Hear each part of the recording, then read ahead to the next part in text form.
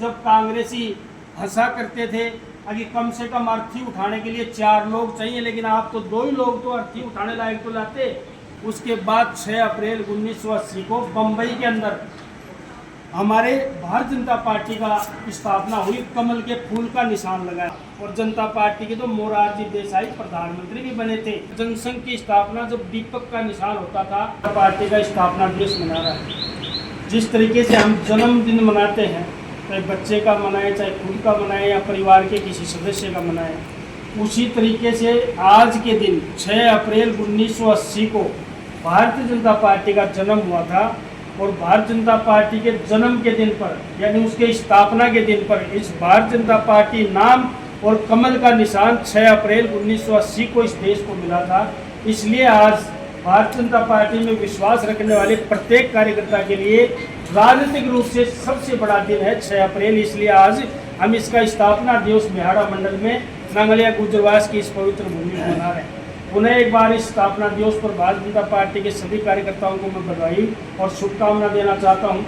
आप लोग राजनीतिक क्षेत्र में जो काम करते हैं, चाहे वो 24 घंटे में 2 घंटे भी करें, लेकिन जिस पार्टी से हम लोग संबंध रखते हैं, उस पार्टी की चिंता करते हैं, उस पार्टी की उज्जवल भविष्य की कामना करते हैं, तो उसका इतिहास भी पता होना चाहिए। हम लोग तो चची चचाई मैच पे बैठे हैं, लेकिन उन लोगों को याद करना हमारा कर्तव्य बनता है, फर्ज बनता है, धर्म बनता है और कर्म भी बनता है, जिन्होंने ये पौधा लगाया था। ये 2 तस्वीर आपकी लगी हुई है, शायद हमारे ज़माने से बहुत पहले की हैं, लेकिन इन लोगों ने, जब चंद लोग इस पार्टी को खड़ा करने में लोग थे, श्यामा प्रसाद मुखर्जी और श्रद्धेय दीनदयाल जी उपाध्याय, उस वक्त भारतीय जनता पार्टी नहीं थी। जनसंघ की स्थापना हुई थी। कोई बुजुर्ग हो, राजनीति में इंटरेस्टेड हो, रुचि रखता हो, शायद मुझे नहीं लगता कि जनसंघ की स्थापना जब दीपक का निशान होता था और चारों तरफ देश में कांग्रेस का बोलबाला था, एक ही पार्टी हुआ करती थी, कांग्रेस पार्टी। लेकिन कुछ लोगों को जमा की कांग्रेस पार्टी देश हित में और समाज हित में काम नहीं करती, इसलिए उन्होंने एक छोटा सा संगठन खड़ा किया जिनकी संख्या अंगुलियों पे थी। 10-5 लोग थे, लेकिन उन्होंने एक सपना देखा कि देश में ऐसा दल होना चाहिए, ऐसा दल और राजनीतिक दल होना चाहिए जो सिर्फ और सिर्फ देश का सोचे। और उन्होंने शुरू में नारा दिया था कि पहला देश, दूसरी पार्टी और तीसरा मैं, यानी सबसे पहले जो कुछ करेंगे वो देश के लिए करेंगे, दूसरे नंबर पर अगर कुछ करना है तो पार्टी के लिए करेंगे, और आखिरी में कुछ करना है तो मेरे खुद के लिए करेंगे, यानी व्यक्ति के लिए करेंगे। First nation, second party and third me, यानी अंग्रेजी में उस वक्त एक मुहावरा दिया गया था कि देश को सर्वोपरि मान के हम जो भी राजनीतिक दल करेंगे देश के हित के लिए काम करेंगे। जनसंघ के बाद में कुछ एक आध लोग जीतते थे, एक आध लोग विधानसभा लोकसभा में जाते थे। जनसंघ के बाद भारतीय जनता पार्टी बनी। उस वक्त तो कुछ लोग समझते होंगे कि जनता पार्टी का राज भी देखा होगा, जनता पार्टी का काल भी देखा होगा, और जनता पार्टी के तो मोरारजी देसाई प्रधानमंत्री भी बने थे।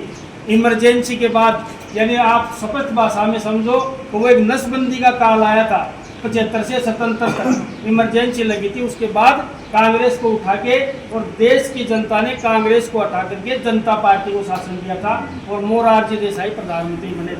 लेकिन उसके बाद भी पार्टी छिन्न भिन्न होगी। उसके बाद 6 अप्रैल 1980 को बम्बई के अंदर हमारे भारतीय जनता पार्टी का स्थापना हुई, कमल के फूल का निशान लगाया।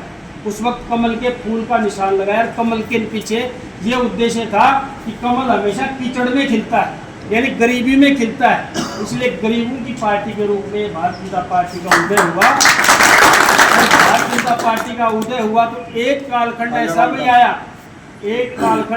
आया, कि लोकसभा के अंदर 2 सांसद जीत के गए। कुल पूरे देश में 546 सांसदों में 2 सांसद जीत के गए। जब कांग्रेसी हंसा करते थे कि कम से कम अर्थी उठाने के लिए 4 लोग चाहिए, लेकिन आप तो 2 ही लोग तो अर्थी उठाने लायक तो लाते। लेकिन उस वक्त भी उन लोगों ने परवाह नहीं की और देश हित में काम करते रहे। और देश हित में काम करते करते एक दिन राज में आए और भारतीय जनता पार्टी के पहले प्रधानमंत्री के रूप में अटल बिहारी वाजपेयी को दाद देकर प्रधानमंत्री बनाकर इतिहास बनाया और अटल बिहारी वाजपेयी ने वो काम करके दिखाया कि इस देश को, अटल बिहारी वाजपेयी को भारत रत्न से पुरस्कार से नवाजा गया और भारत रत्न का पुरस्कार दिया गया। ऐसे प्रधानमंत्री भारतीय जनता पार्टी के पहली बार अटल बिहारी वाजपेयी बने।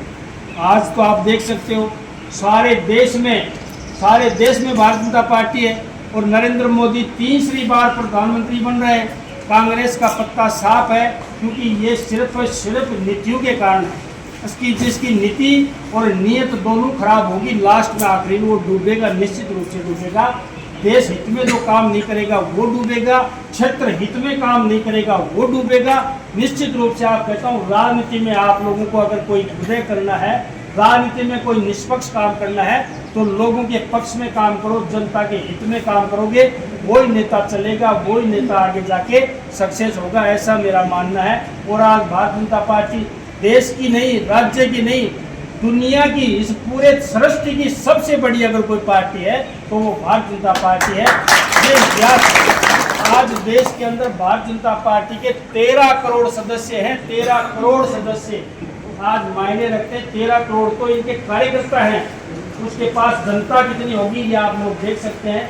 तो 2 राज्यों में, मात्र 1-2 राज्यों में कांग्रेस की सरकार है। पूरे देश में ये सिर्फ और सिर्फ दीनदयाल उपाध्याय और श्यामा प्रसाद मुखर्जी के सिखाए हुए सिद्धांतों पर और रास्ते पर चलकर ये पार्टी इस मुकाम पर, इस मंजिल पर और इस स्थान पर पहुंची है। इसलिए पुनः एक बार भारतीय जनता पार्टी के कार्यकर्ताओं से इतना ही कहना चाहता हूँ, पहले देश के बारे में, दूसरा अपने क्षेत्र के बारे में।